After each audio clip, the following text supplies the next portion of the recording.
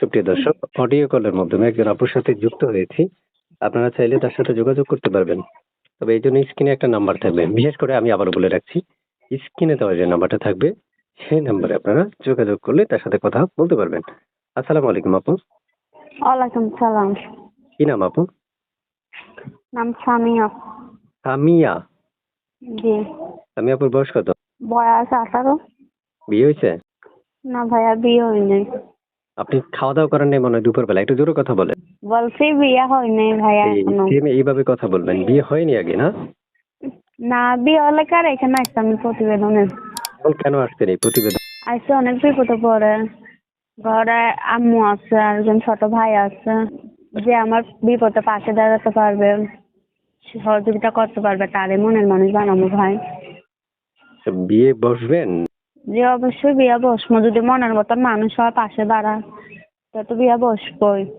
প্রিয় দর্শকদের উদ্দেশ্যে শুনতে চাই, আপনার দেশের বাড়ি কোথায়? আমার দেশের বাড়ি চট্টগ্রাম। চট্টগ্রাম। জি। আচ্ছা, প্রিয় দর্শক, চট্টগ্রাম থেকে যুক্ত হয়েছে আপনার মধ্যে একটা কথা বলে রাখি, যারা আমাদের কথাগুলো শুনতে পারছেন তারা চ্যানেলটা সাবস্ক্রাইব করে রাখবেন। আগে থেকে করে রাখলে অসংখ্য ধন্যবাদ জানাচ্ছি। প্রিয় দর্শক, আপনারা পুরো কথাগুলো শুনবেন। শোনার পর একটা মানুষের বিস্তারিত সকল তথ্য শোনার পর যদি আপনাদের মনে হয় যে অবশ্যই আপনারও বিয়ে করার জন্য একজন পাত্রীর প্রয়োজন, তাহলে আপনারা যোগাযোগ করতে পারবেন। তবে মনে রাখবেন, কাউকে কখনোই ডিস্টার্ব করা যাবে না। প্রিয় দর্শকদের উদ্দেশ্যে শুনতে চাই আপু, পড়াশোনা কতটুকু করেছেন, বাসায় কে কে আছে, সিউরিটি বলবেন। জি। বাসায় কে কে আছে, পড়াশোনা কতটুকু করেছেন? বাসায় একজন আম্মু আছে আর একজন ছোট ভাই আছে। টাকার জন্য বেশি পড়ালেখা করতে পারি নাই। থ্রিতে তার আমি পড়ছি। আচ্ছা, আমি যে আপনার সাথে কথা বলছি এই নাম্বারটা কার? এই নাম্বারটা আমার। ইমো, হোয়াটসঅ্যাপ এগুলো আছে? না, এগুলো নাই। আমি টাচ মোবাইল চালাই না ভাই।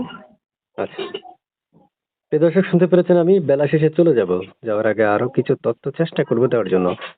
আসলে আপনাদের মন মতো সকল তথ্য দেওয়া আমার দ্বারা সম্ভব নয়, কারণ আমি জানি না আপনাদের মনে কোন প্রশ্নর দুর্পাক কাটছে।